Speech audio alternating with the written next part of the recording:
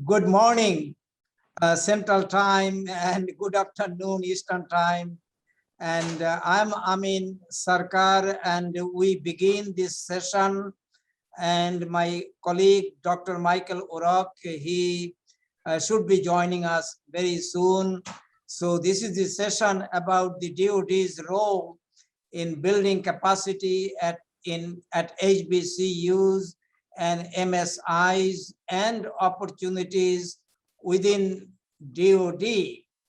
And we have our distinguished panelists, Dr. J.C. Barber, Dr. Thaddeus Martin, Dr. John Rosenthal. And my name is Amin Sarkar, and I'm the interim dean of the College of Business and Public Affairs at Alabama A&M University in Normal, Alabama. And Normal is inside the city of Huntsville, Alabama. And I would like every panelist to introduce themselves briefly. Please, the panelists. Good morning, Central, afternoon Eastern. My name is John Rosenthal. I serve as the president of the Tougaloo College Research and Development Foundation.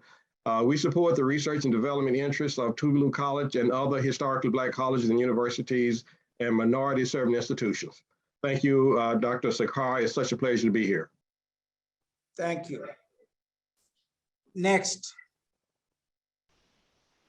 My name is Jesse Barber. I'm the Headquarters Army Material Command Ombudsman. Spent 30 years in the Army, 3 years with industry, and have been back with the federal government as a Department of the Army civilian for almost 10 years now.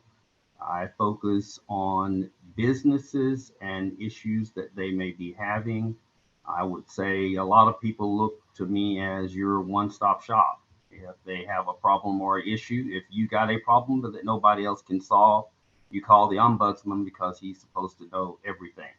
And as you can tell by my background, I go through my training ritual every 2 weeks to make sure that we deliver effective quality messages to industry, to our students, because one of the other things that I do for the past 10 years is serve as the chairman for awards and scholarships of our National Defense Industrial Association chapter, and Alabama A&M is one of the recipients of our scholarships every year.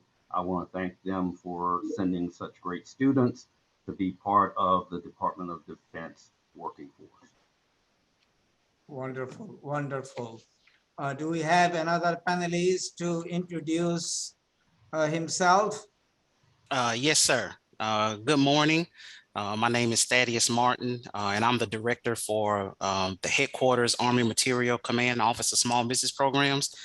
In my current role, I serve as the principal advisor to our 4-star commanding general and his senior leadership on all matters related to the small business program across AMC. Under the AMC umbrella, we have 11 major subordinate commands and 6 contracting centers. And I have around 10 assistant small business directors and 61 small business professionals that I am responsible for. So I also oversee the strategic planning and the integration of the small business program policies and procedures, and just making sure that we're synchronizing our programs and activities to ensure the Army and AMC's mission readiness. Over. So I would like one of the panelists to begin the presentation. Any volunteer? What I want to do today is talk briefly to you about opportunities with Headquarters Army Materiel Command and how we reach out to both academia, industry, and our local communities to support and sustain what our commander's 7 focus areas are. First being soldier and family readiness, installation, industrial base readiness, munitions, strategic power production readiness, supply availability, equipment readiness, and logistical information. So that covers a wide range of businesses that are out there that AMC looks to partner with so that we can make sure that our men and women in uniform get the best possible technology, material, and equipment and services that we can provide. One of my key focuses is on our 26 organic industrial-based facilities and making sure that we keep our artisans ready to go at a moment's notice to provide immediate readiness to our forces. We work with our students and the local community by introducing them to the advantages of participating and working with the DOD either as a Department of the Army civilian or as a contractor providing support to one of our facilities. When you look at our industrial base, this map shows you across the continental United States where our facilities are located. And the bottom of the chart talks about the United States statutes that give us the ability to partner with industry and other government entities to provide certain capabilities to our department in terms of work share, direct teaming, where we form a composite team between a contractor and the government, direct sales, where we provide a service, arms, facilities use, facilities equipment, leases, and ASPI. We have a manufacturing center out at Rock Island that focuses a lot on machining, and also the Waterville Arsenal is the only facility in the U.S. that makes cannons. We have the capability to overhaul ground vehicles, radars, all kinds of electronics, explosives, and rail car storage. We provide support to industry for that. Partnerships give us, the Army, the ability to maximize the investments that you have made in our organic industrial base to increase readiness. One of our big pushes from Congress is public and public-private partnerships, whereby we team with other entities, either government or industry, to increase the readiness, delivering capabilities forward to our warfighter. Public-private partnerships, or P3s as we call them, allow industry to meet its goals while concurrently helping to reduce the capital investment in facilities and workforce. One of the things that I get a lot of complaints about is government waste, and public-private partnerships allow us to reduce the waste and maximize the ability for us to deliver readiness. In terms of Site Center for Industrial Technical Excellence, that's designated by the Secretary of the Army, and this chart shows each of our facilities that have a site designation and what can be done there. So if someone was interested in aviation, we do all of our aviation work at Corpus Christi Army Depot down in Texas. If you're interested in wheeled vehicles, that's primarily at Red River Army Depot in Texarkana. If you're looking for electronics, we have two facilities, Letterkenny Army Depot and Toby Hanna. And each one of these facilities have experts that would be able to talk to businesses, large, small, and individuals. If you've got something that you think you can bring to the table and try to help bring it to maturation and give it to our fighting men and women as they deploy in harm's way. So the thing that everybody is always looking for is, what's the takeaway for me? One of the things that I got tired of was spending all day on the telephone. So we decided to put together a guide that is updated almost annually called the U.S. Army Material Command Resource Guide. And it gives you A to Z, everything about our commands, what we do. There's even a section in there on how to do business with AMC. So if businesses read it first, that will save them a lot of aggravation and prevent me from having to go through line by line with someone. You say, well, Jesse, I'm not in Alabama. How would I get it? We provide that to you directly over the internet. And I provide the link in the slides, which I'm sure they will share with you. And for those of you who happen to be in Huntsville, Alabama, and you want to come to the Mecca capital of the world, building 4400 on Martin Road, we do have them right outside the door. So you don't even have to come all the way in. Have the guards frisk you down before they let you through the turnstiles, and you can pick up a copy because we normally keep some of them by the door. And with that, I will talk to what businesses like to hear, what are our next opportunities. Advanced planning briefings for industry is held 4 times a year, and the locations, the first one coming up in 22 will be Redstone Arsenal. That'll be in March, followed by Communications Electronics Command at Aberdeen Proving Ground in April. The Army Sustainment Command and Joint Munitions Center out in Rock Island will hold their event in May. And the final one is the Tank and Automotive Command, who partners with GV Sets to do their APDI in Novi, Michigan in August.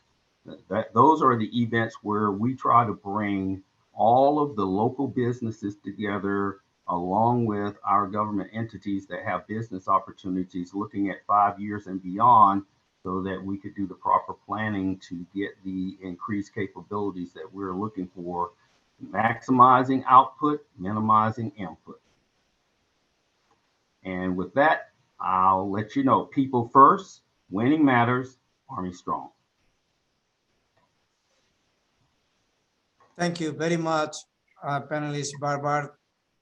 It has been a great pleasure in listening to your presentation. So now the floor is open for any question. If I may, Dr. Sakar and panelists, thank you so much for joining us. I just, we're having a little technical difficulty. So I am Michael O'Rourke. I'm also the moderator, co-moderator for the program. So what I wanted to say, since we're not going to question and answers right now, we'll do that in a few minutes. So let me just do this. Alabama A&M University, just we are honored to have you, especially DOD, as a strategic partner here at Alabama A&M University. You are a premier partner with us. You are also a corporate citizen, because we know that DOD helps our students and faculty in research and in developing their intellectual capabilities and expanding their capacity. So for that, we are very grateful. We know that with this conference, DOD's role in building capacity at HBCUs and MSIs and opportunities with DOD, one of the endearing questions that always comes up, and why we really have this conversation, is to expose what is happening in the DOD environment, in that ecosystem, to our HBCUs and MSIs. So I want to pose a question, Dr. Sakar, my co-moderator. I want to pose this question, and I'm going to pose this question to a specific individual. I want to pose this question to Dr. Rosenthal. I think that you have the honor of taking this question as the first question that I'm going to pose, because the question is, with your work in developing technologies and emerging technologies, specifically in support of engineering and science area that might support some of what DOD does, how do you see the role of HBCUs and MSIs in engaging in this environment, so that it will continue to support the work that DOD is doing? What can we do? What do you bring to us? What can we be looking for? What should we be prepared for to contribute to this environment? So just talk with us about that, because many folks listening would like to hear that. Well, thank you so much, Dr. O'Rourke. That is a very interesting question, and it's one that I certainly welcome, because this is an area that I've been working in for a number of years. And what we have is there are several opportunities available for HBCUs. The issue, though, is a lot of our schools have very little knowledge of what the Department of Defense does, what the Army does, how they do it, and what is really necessary to move the warfighter forward. And what we've done is we've developed partnerships and relationships that are literally open to any HBCU to join, to work with some of the university-affiliated research centers, such as Georgia Tech, for instance, and the Institute for Creative Technologies at the University of Southern California. And literally, this is part of my presentation, so I'll just go ahead in a few minutes and start sharing my slides as well. But if there is a technology that is exciting to an HBCU, and they want to find the proper party in the Department of Defense to examine that technology and determine if that's something that can really support what they do, then our role is to kind of help you find that needle in the haystack. And once you find that needle in the haystack, to give you the partner that can help you shape and develop your technology such that it actually fits a requirement in the Army. And then once we find someone who can use that technology and they're willing to pay for it, if there is no direct route to pay for your technology, then there's opportunity to work through one of the UARCs, specifically Georgia Tech Research Institute or the Institute for Creative Technology at Southern Cal, to get your project funded without competition.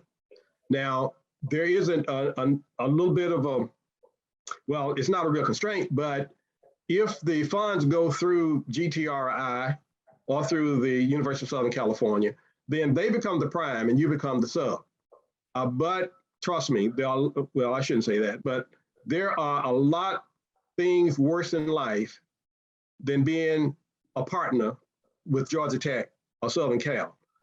People who have been in this space for years and years and years and have the experience and have the connections. So I hope that answers your question, but let me share if it's okay, I'll share my screen a little bit and talk a little bit more about what we do. We actually have this partnership with Georgia Tech, where the goal is to bring HBCUs and MSIs as research and contract partners with Georgia Tech. We are focusing specifically on a currently funded contract with the Army. But our work with Georgia Tech and Southern Cal range across all Department of Defense agencies and can include some civilian agencies as well. Now, I'm very pleased to say that this past Friday, we did hold a session in Atlanta with GTRI, and Alabama A&M was there. Alabama A&M had submitted there were 4 different individuals from Alabama A&M who came down to Atlanta and participated with us. But let me go through a few slides here for a minute or two. This is the project is sponsored by DEVCOM, and it's called the DOD Diverse Workforce Development Initiative. And the GTRI, Georgia Tech Research Institute, is the prime, and the Tougaloo College Research and Development Foundation, which I serve as the president of, is the subprime. Our goal is to develop GTRI and HBCU and MSI research partners. We want to bring the partnerships to GTRI and the Army. We do so working on identified DOD funded research opportunities that can leverage both the capacity of GTRI and the HBCU. There are several ways of doing this. GTRI will subcontract to HBCUs and MSIs on currently funded projects. GTRI will also fund various research projects using their own money. It's what they call IRAD, internal research and development money.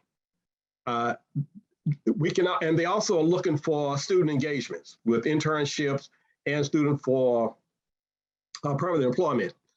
Our role is to also help the HBCUs in developing their contracting expertise. A lot of our schools have a lot of experience in grants, little experience in contracts. So our role is to bring on these contracting experts who can then help build the capacity of the HBCUs for their contracts expertise, and also to serve with them as resources and partners where there is some challenges in building that capacity on campus. I mentioned earlier that GTRI is a university-affiliated research center. There are 14 UARCs, as they're called, that are supported by the Department of Defense. GTRI is the second largest DOD sponsored UARC. They are the largest one supported by the Army. The real value to us of these UARCs is sole source contracting vehicle. Have a great idea, present it to a sponsor buys that idea, they can pay for it, and you get your check. You get paid to do it. Here are the 6 areas of interest to GTRI, or these are the 6 areas that are relegated to their UARC. And every UARC has its own specialty area. I mentioned earlier, we have partnership agreements, written partnership agreements with GTRI and the Institute for Creative Technology in Southern California. Our goal is to develop partnerships with all 14 UARCs such that their resources are available to HBCUs and MSIs. I'm not sure their budget for this year, but in 2019, the UARCs collectively received about $20 billion in no-compete money from the federal government. And if we can get HBCUs and MSIs to do, if they will subcontract a dime out of every dollar, that would be another $2 billion that would go to HBCUs and MSIs. That could be quite a bit of money. And our goal is to help these schools to participate in that particular process. And the way this works, the way it will work, is that the contract is simply between the UARC and the HBCU. TCRDF, our organization, has no role in that unless the HBCU requests it, requires it, and needs some assistance. Then yeah, sure, we are available to help. But the contract is between the UARC and the HBCU. We are the honest brokers, we are the facilitators.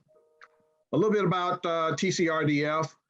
We were formed several years ago because Tougaloo College, small liberal arts college in Tougaloo, Mississippi, had very little capacity to conduct business development work, capture contracts, and then perform them.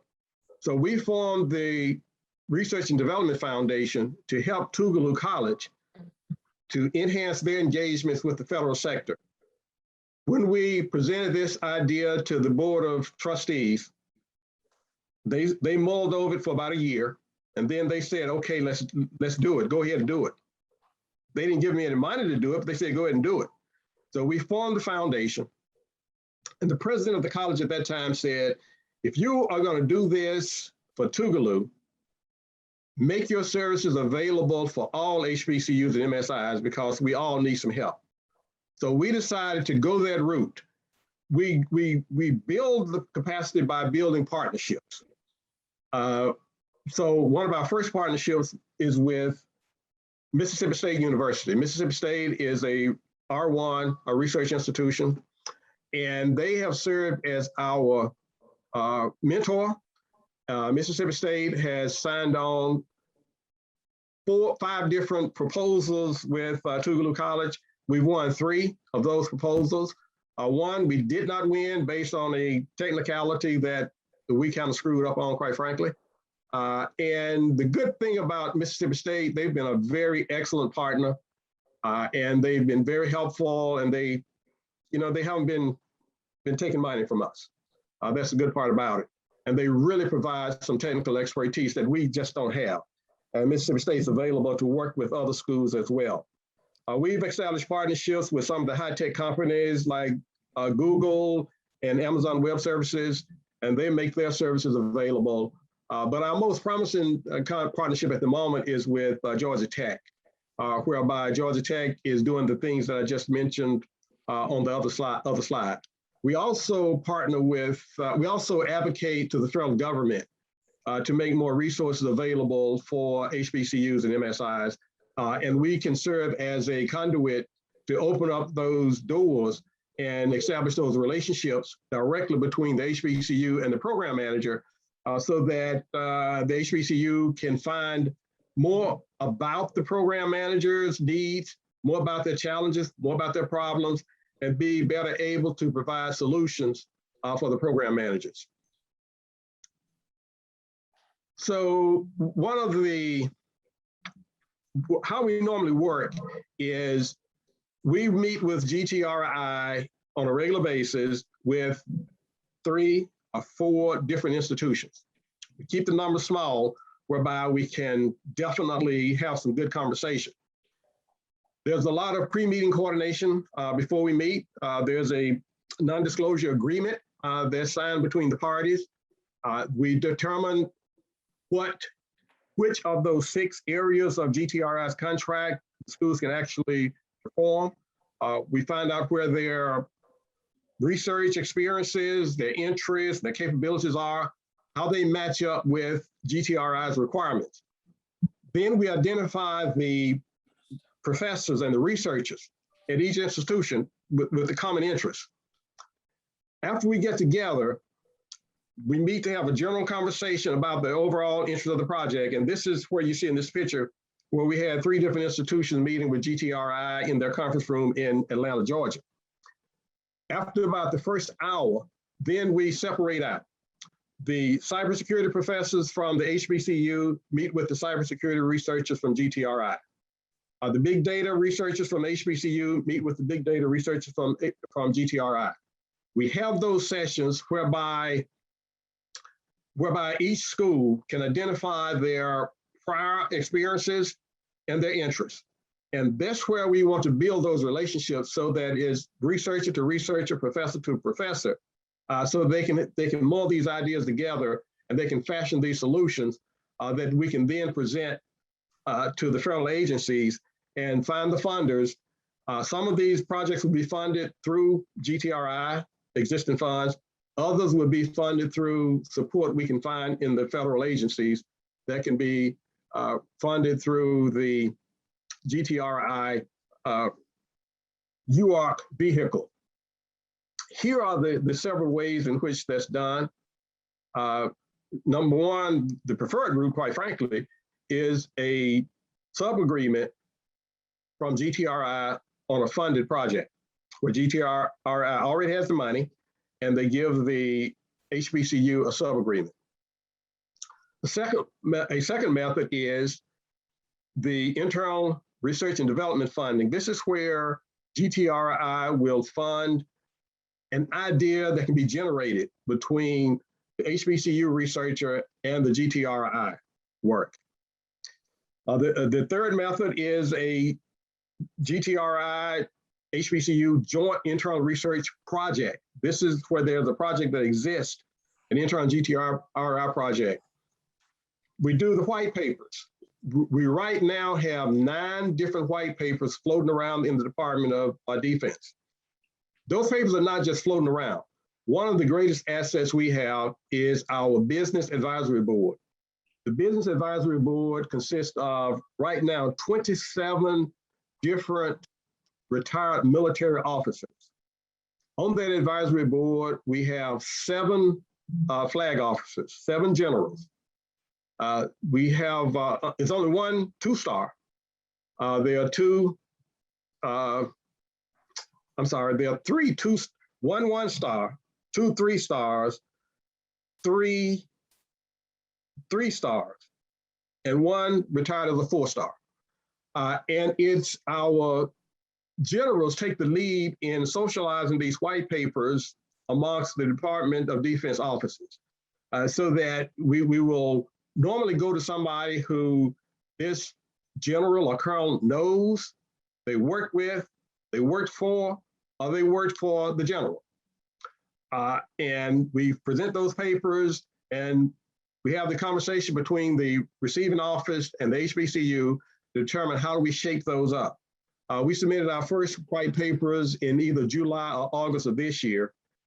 Things don't work as fast as I'd like them to work, but the conversation is ongoing, and hopefully we'll get some of those papers funded by the end of 2021. Then there is always the GTRI can partner with an HBCU to respond to a request for a proposal. And as I spoke earlier, Having a GTRI or Southern Cal on your project is not the worst thing in the world that can happen to you. And then, of course, the other part of our project is to host and hire students and faculty so that they can learn more about what we do, how we do it, what GTRI does, and how they do it. So that is basically what we do. The GTRI UARC process is literally open to any HBCU that wants to participate in this. We only do 3 or 4 at a time so that, the meeting is large enough to be effective, but small enough to be manageable. But there's nothing to stop us from working with an HBCU or MSI outside of that particular process. In fact, we're working with 2 now, whereby this one school had an idea.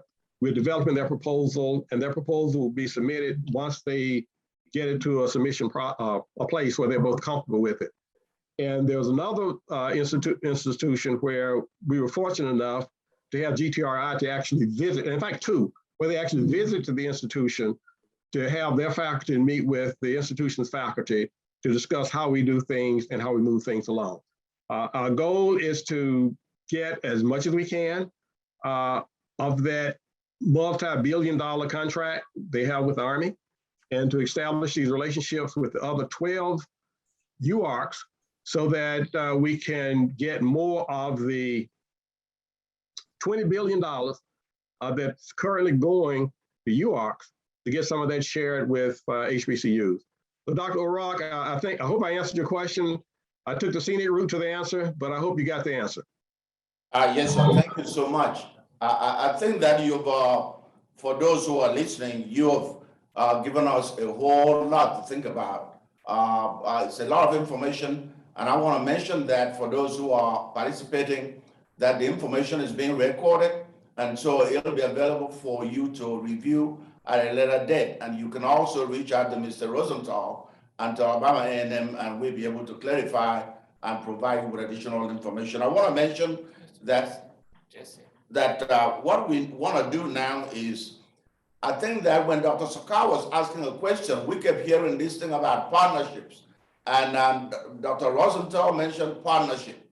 So now there are 2 individuals that are on here that I want Dr. Rosenthal to catch his breath for a minute. So let me get these 2 individuals to step up here, because I want to ask them, what do you need from HBCU and MSIs to continue to strengthen our partnerships? What is it that you need from us, from MSIs and from HBCUs? So Mr. Martin and Mr. Barber, can you deal with this for us and just clarify something? Bring us onto the table. Let us get into this picture. Tell us what you need from us so that we can put ourselves, our heads together and provide them and be clear participants in the process. We'll start with Mr. Martin. You want to take it? And then yes. We'll go to Mr. Barber. Yes, sir, Dr. Organ. Thank you so much. So I have that actually in my presentation. So Mr. Anderson, if you don't mind, can you go ahead and pull that up for me? Sure, pulling it up now. So while you're getting that, I just want to say, good morning, everyone, again. Sorry about that. Good morning, everyone, again. And personally, I want to thank you, Dr. Orick, and your entire team for this opportunity to speak at this event. And I also want to thank each one of you for taking the time to attend and take advantage of this unique opportunity as we seek to build economic, innovative, and social capacity among our HBCUs, as well as us providing information on how to actually, have successful business opportunities with Team Redstone. Once again, my name is Thaddeus Martin, and as stated earlier, I serve as the director for Headquarters Army Material Command Office of Small Business Programs. I serve as that principal advisor to our 4-star commanding general and his senior leadership on all small business related matters. We have 11 major subordinate commands that fall up under AMC, as well as 6 contracting centers. Next slide, please.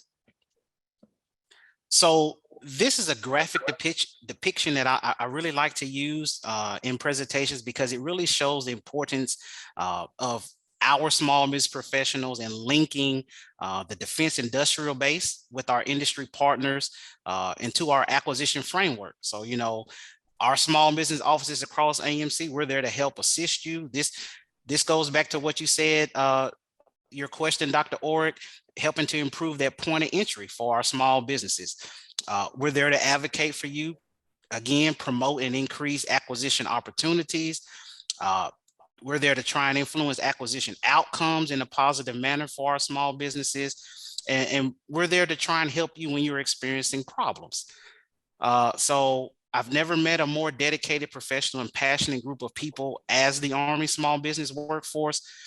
So I really like this slide because it does not show the role that they play, but the importance of that role. Next slide, please.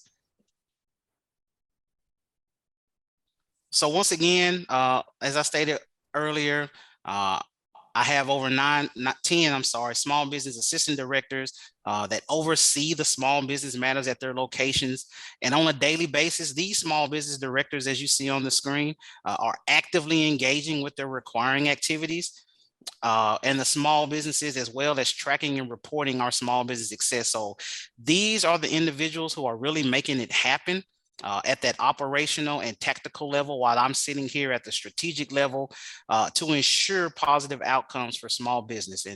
And under them, I have a total, like I said, 61 dedicated small business professionals who provide that small business support as well at that level. So we remain fully committed to helping our small businesses explore those contracting opportunities to do business with our respective organizations.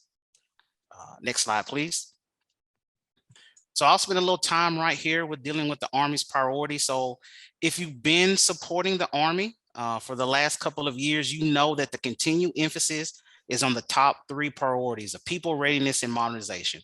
So these priorities are our battle rhythms that we are currently marching to, as well as being used by our entire organization to influence and shape the selection of an outcome of strategic initiatives. So this is for helping to improve our support to the Army and joint forces. So the AMC Small Business Office is also tied directly into these priorities. So I'll start with the first one, taking care of our people. So taking care of our people became the Army's top priority this past October 2020, because people are the United States Army's greatest strength and most important weapon system. The idea that investing in people is an investment in all priorities, especially mission readiness. So the U.S. Army's officials' priorities is a signal to both external audiences and Army leaders. They communicate how the Army intends to drive transformation, as well as how Army institutional planning will nest within the National Department of Defense and Joint Strategic Guidance. The next priority, readiness. People are central to how we look at our readiness. We understand that the readiness focus has put significant demands and stress on our units, leaders, soldiers, and families. So therefore, the Army has started the implementation of the regionally aligned readiness and modernization model. We call it REARM. And this is to help balance that operations tempo of our forces. REARM includes reviewing our requirements, working with combatant commands to right size those requirements in both force size and duration, as well as reducing and eliminating those demands. And then finally, modernization. Modernization is not just about new equipment. Modernization means changing doctrine, organizations, how we train, new equipment, and most of all, how we manage the talented people in our Army. So we're transforming the Army through our integration of next generation technologies across the force to enhance our ability to compete globally, to deter those adversaries and win on all domain battlefields in the area of great power completion. So as you see the direction that the Army is going, it is very important that you, our industry partners, small businesses play an important role within our multi-domain operations. To each of you, small businesses are a vital part of our economy and industrial base. So they help to strengthen the security of this nation and provide services or products, that enable the Army to fill those gaps and capabilities. Next slide, please.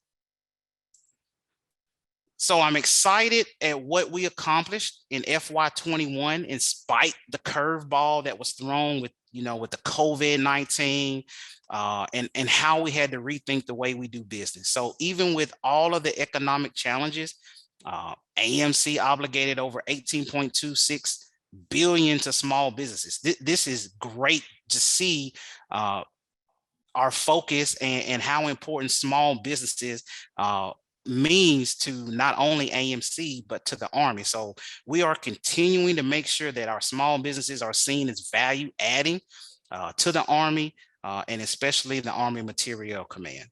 Next slide, please.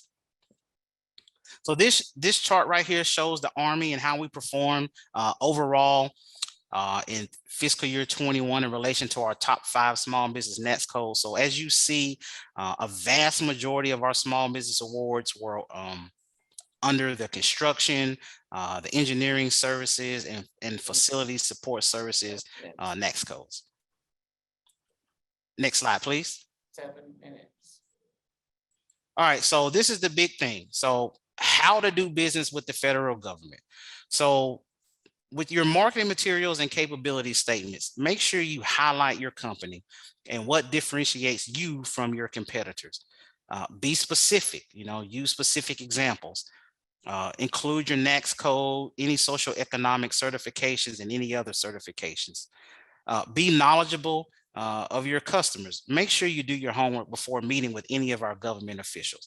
That goes back to as Mr. Barber stated earlier, with our AMC resource guide, with our 11 major subordinate commands and 10 contracting centers, each of the organizations procures something different. So you need to make sure you do your homework before and know which organization that you need to align yourself to when you meet with them.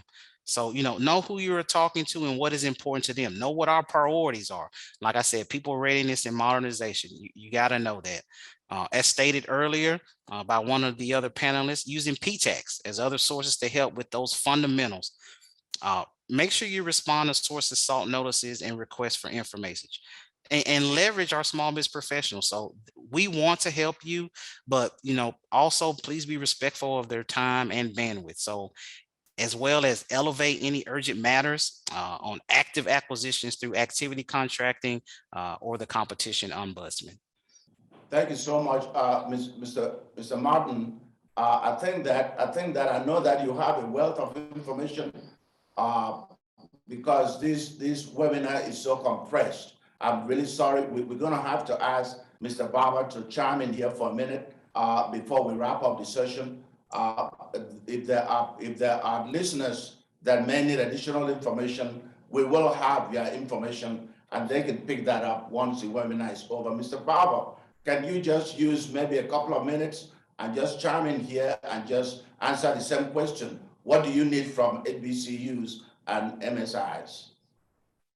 With respect to the area that I work in, normally what I look for is the HBCUs providing quality workers to join our workforce. We have a number of job openings, and we try to go to BEA, some of the other events where we know young students are looking to enter the workforce. Get us the quality people, and we'll definitely employ them, putting them to work to help do the workload of the things that we need to do to defend the nation. Over. Thank you, Mr. Barber. Are there, Mr. Anderson, are there any questions that we need to pose before we wrap up? No, sir. No questions in the queue. Okay. Let me ask Dr. Sarkar then for one final comment, maybe a question before we wrap up the session. Dr. Sarkar, would you like to ask a question or a final Yes. comment? Yeah. Yes, I think I have just one question for the panelists. As you know, at Alabama A&M, like other HBCUs, we do have very strong STEM programs. We do have engineering programs. We have a master's degree on our campus on material engineering. And also we have master's degrees in electrical, in mechanical and other areas, construction management, in addition to physics, chemistry, biology and biotechnology, family and consumer science, and food science, animal biology, and so on. So my question is, how do you see at the DOD the role for social sciences, including business? Myself, I am leading the College of Business and Public Affairs, and Dr. Michael Urok, he is also a department chair of social sciences. And Mrs. Teresa Urok, she is also attached to the College of Business and Public Affairs for her Center for Entrepreneurship, Innovation, and Economic Development. So we are really running out of time here. Let me do this. I want to give one person just 30 seconds, if you don't mind, sir. Dr. Rosenthal, 30 seconds to just say, give us your final thought, a conclusive remark. 30 seconds, sir, if you don't mind. We are interested in a HBCU Research and Innovation Network of all HBCUs and MSIs interested to join together to make pitches to the federal government of our interest, capabilities, and experience and ability to support the federal government in their problems and issues. Thank you, sir. I appreciate being on this call. Thank you, Mr. Barber, Mr. Rosenthal, and Mr. Martin for participating. Everything will be posted on the website, and so for those who are interested in seeing additional information or getting additional information, everything will be posted on the website, so you'll be able to get a full presentation from Mr. Martin. So don't feel cheated. You'll get that information from our website, and any other information that any presenters did not get a chance to provide. We have to compress the webinar. We know there is a lot of information. We appreciate all of the participants. We appreciate the presenters. We thank you so much. And this is the end of this session, and we will transition to the next session. Thank you so much, and have a good morning.